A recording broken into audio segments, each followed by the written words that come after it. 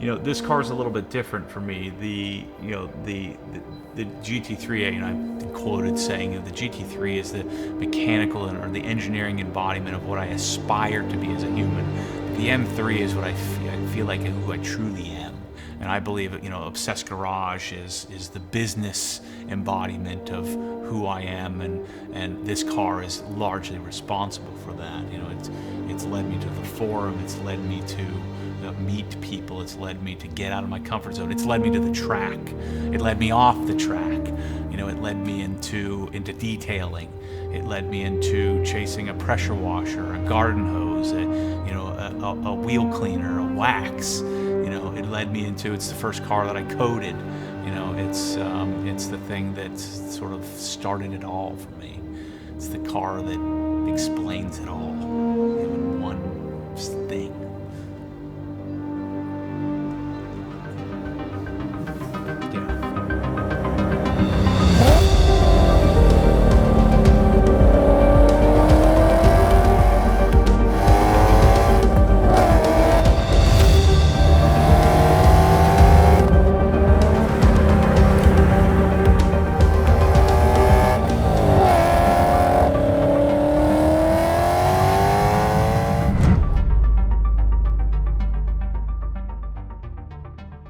So I grew up around cars. My dad was into muscle cars. He had a '66 Pontiac GTO. But where I grew up in north of Pittsburgh, and then eventually in my teens in the Poconos of Hazleton, Pennsylvania, in both of those areas of sort of blue collarsville, there wasn't a lot of what we called foreign cars. I can vividly remember my first sort of experience of wanting one. We were on the school bus.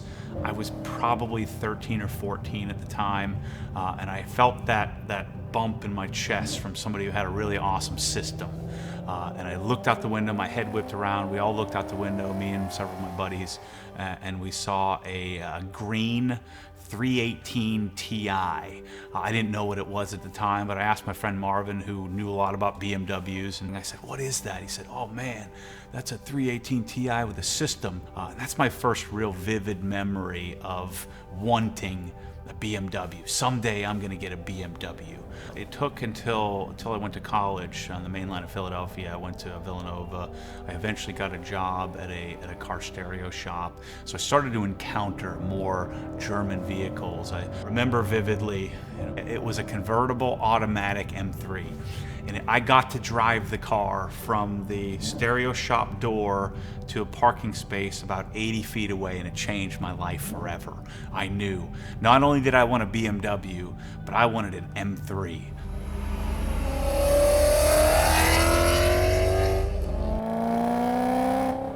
And then it sort of started to become more of a reality. I started to have some success, selling home theater. I transitioned from car stereo to home theater. I would go to the dealership and I would waste the salesman's time, and I really did want to get a car, an E46 M3. I wanted the new one, I wanted the current one, and I wanted it to be, again, I wanted to skip over getting a 330 or a 328 of some sort. I wanted an E46 white or possibly red slick top M3, and I just could never get that car. So this would have been from, say, 2002 through 2005, 2006. I would go to the dealership at least once a year and look at what the negative equity situation would look like, and the payments were always somewhere in the $800 to $1,000 a month range. And I was probably making enough money to swing it, but for whatever reason, I was never able to get that car. So during this lust, during this period of dreaming of getting a E46 M3, that was my Honda phase. I look back at it now, and there's a very clear car progression. I was a Honda boy. So I was used to apologizing for the fact that my car was slower, but it had more engagement, handled better, sounded better, revved higher, and so that's what like E36 and E46 M3s had sort of that same stigma, that some of the competitors might have been faster.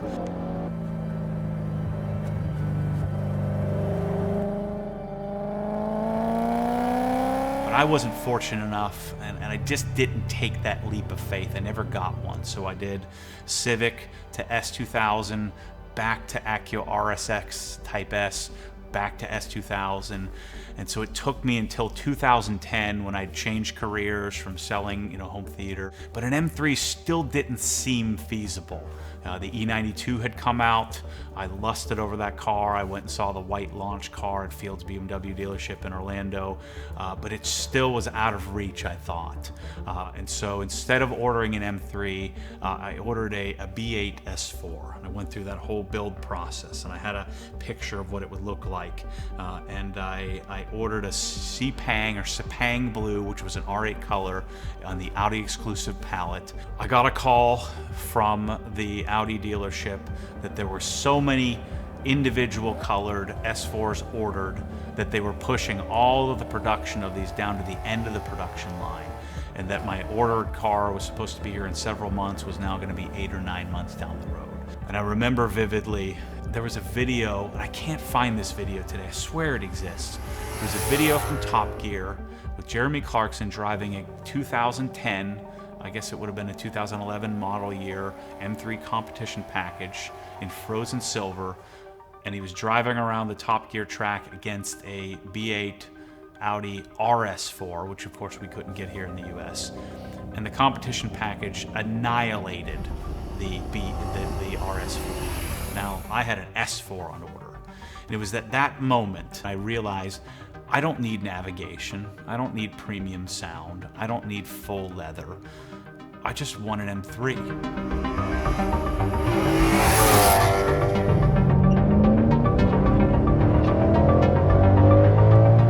And maybe, just maybe, if I got the cost down, I could convince Michelle, my wife, to allow me to keep my S2000 that I was driving at the time that was going to be replaced for my S4. Maybe I could sell all the parts off of my S2000, the hard top, the suspension, the wheels, and maybe I could use that for an extra down payment to get into a stripper, we didn't call it at that time, but a base M3. Just get a few options like competition package and maybe the color I wanted. And so I made the call to the Audi dealership, canceled that order, and my M3 was ordered, and it led to my first acquisition. I was going to get it when I was 31 years old. Wanted it when I first saw 318 Ti. I was getting my first BMW at 31 years old, and it was a very sort of seminal moment in my life. It just felt like I'd made it.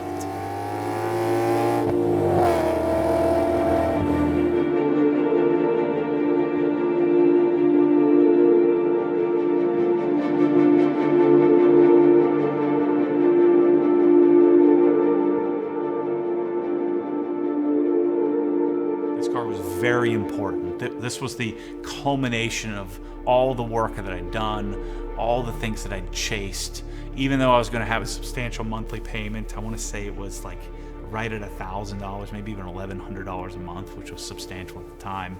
But I was going to be able to take delivery of this thing at the Performance Delivery Center, which really excited me. You don't get to see the car until they present it to you in your bay. Le Mans blue, no navigation. It had competition package and manual seats and just base leather package. It was the dream. The dream all come to a head, and I justified the fact that it was a base M3 and that it was going to be lighter and it was going to be faster and it was going to be better because of that. Even though I wanted it $75,000 fully loaded car, this felt like a worthwhile concession. And it also felt like I could really enjoy this car because I still had my daily driver, if you will. I had the car that I would rely on every day, and I could just drive this when it was a special time to get in it.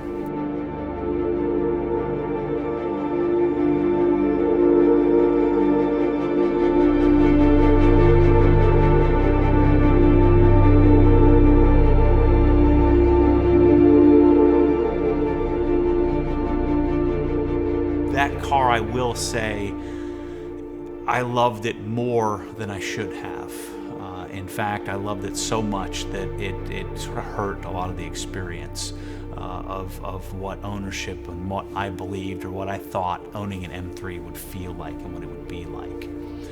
Now, I did a lot with the car. I made exhaust videos, and the first exhaust videos I did some. I didn't have a journal on the M3 forum, but I shared certain experiences of different things that I did, like getting Lux Angel Eyes or getting various types of Clausen wheels for the car. I shared that on the forum, and of course made some exhaust flyby videos that are out of focus and blown out, but those are some of the first videos I put up on YouTube, even before I had a YouTube channel. Maybe it was a combination of the financial burden and the love, how much it meant to me to even get one, to have one, that I can just recall, not having as enjoyable of an experience with the car because of that burden, that weight that the car gave me. It was too important. And so that car ended up getting traded in about 3 years into ownership. This is the first car I'd ever gone on the track in. It's a bit surreal, renting a track, taking the car out. Now it's wet out here, but just enjoying an experience where I don't have any pressure. I can take the car, do whatever I want to do with it.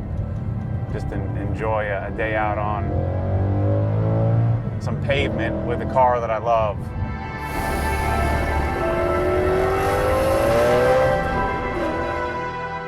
I believe this car, although this may sound like a negative, I think it's turned into a long-term positive, or a long-term contribution, or at least my ability to contribute to the world.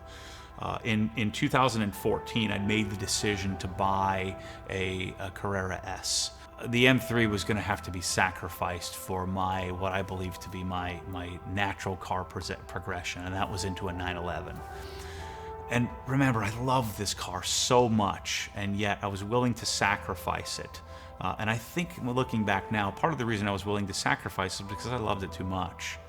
And now it had 15,000 miles on it. I had had it for 3.5, almost 4 years. And so the pursuit of the 911 is what made me give up my M3, knowing that I would get another M3 next. But this one was almost damaged, because it may have had a scratch somewhere. It had gotten water spots at one point that I had to polish off. So I loved it so much, but yet I feel like it wasn't perfect anymore, and because it was no longer brand new. And so I let it go, and I got a 911, and I thought that would help me in my sort of overabundance of protectionism for my car. And so I got the new 911, and I felt like it was a new fresh start. And it was shortly after that I had received my diagnosis with obsessive compulsive disorder. I had a really rough patch where I wasn't able to drive, so I had a new 911. I was taking delivery of an F80 M3 a few months later, and I believe that the M3 was the largest contributing factor to me having what I refer to as my OCD meltdown. And really it changed the course of my life as I know it today.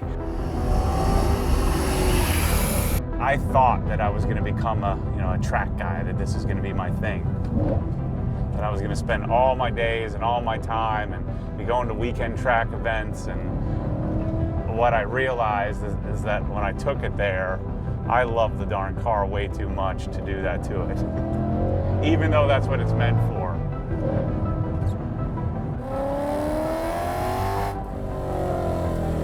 Just listen to the sound of that thing. It just makes me smile. Oh boy, more speed than I wanted there. That period of time from, say, 2002 through 2014 or 15, cars meant too much to me. It was such a financial burden as well as just a mental burden on me. It was so important that if I got a scratch, if it got dirty, if a bug splattered somewhere, if it had a dent, it was a real problem. If I went to the grocery store, I'd be thinking about somebody touching my car. And so this transition in my life in my early 30s, early to mid 30s, when I received the diagnosis, was sort of an awakening that yes, I want an M3 in my life. I then taken delivery of the F80 M3. I did a very similar delivery experience. That M3 got me back on the road and got my life back on track. It was shortly after that I traded my 911 for a GT3. And many cars in between. The Obsessed Garage story started then. But I still felt this strong pull. I needed to have my first M3. Life had changed a lot. I'd grown up a lot. I had made more money, so I was more financially stable. I had gotten the GT3, which was the coveted car for me.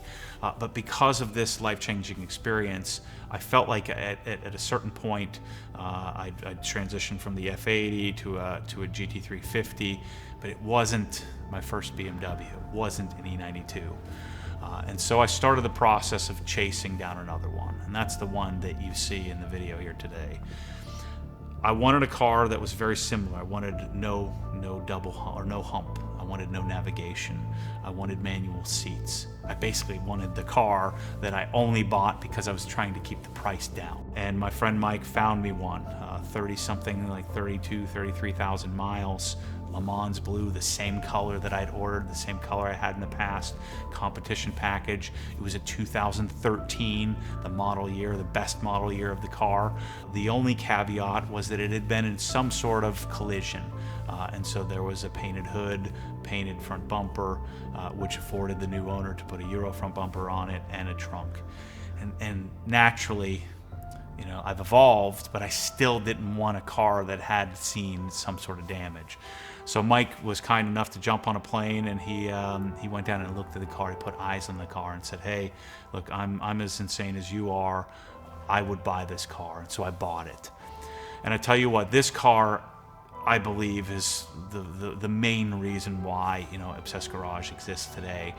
The taking the leap on that car and the ability to really enjoy the ownership of it, enjoy modifying it. I've been able to buy all the parts and pieces, the Brembo brakes, the fancy intakes, the better suspension, the BMW performance seats. I've been able to do all the things I dreamt of doing when I had a giant monthly payment back in my early 30s. I was able to do the car exactly the way I wanted to do it now, and I was able to enjoy it because it wasn't perfect.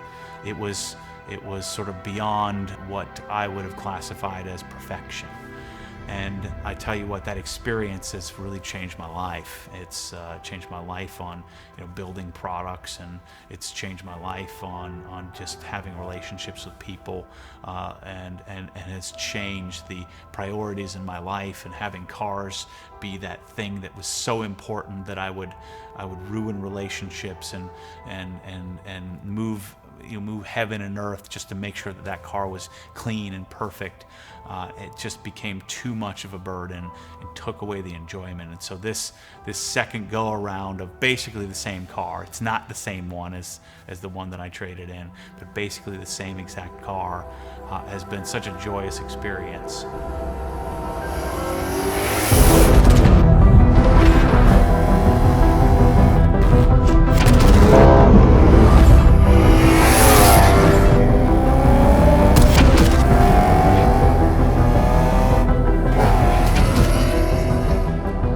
This car means a lot to me, and I think it means a lot to the community that Obsessed Garage has become. And I really think it's the car embodiment of, you know, what I aspire to be. It's what I aspire, my business and my, you know, brand, Obsessed Garage. It really embodies that in the form of a physical and mechanical object. So I can't believe I'm about to do this again. I'm giving away. Doing a raffle, whatever you want to call it. It's going to go on to the next person, but we're doing a contest where somebody's going to get my Le Mans Blue, the car that's done it all, the car that's changed my life. I'm going to give it to somebody else. And I think the only reason I feel comfortable doing that is largely, you know, what we talked about, how it's changed how I think about things, how I value things and objects in my life. But I also have this new special project, this this ultra low mile forbidden fruit that I'm going to get to enjoy and experience. I think that's the only solace I have that is allowing me to go at this again. I gave up my car in 2014 for a 911. I'm giving up my car again for what is a special iteration or special version. And I promise I'm going to take this 800-mile car, I'm going to drive it, I'm going to put miles on it, and I'm going to do it and set it up and modify it the way that I want to do it. The only way I know how, which is the obsessed way. And so I'm excited for the future of my new M3. I'm also excited for the next person that gets to maybe have a Le Mans Blue stripper, M3 change their life.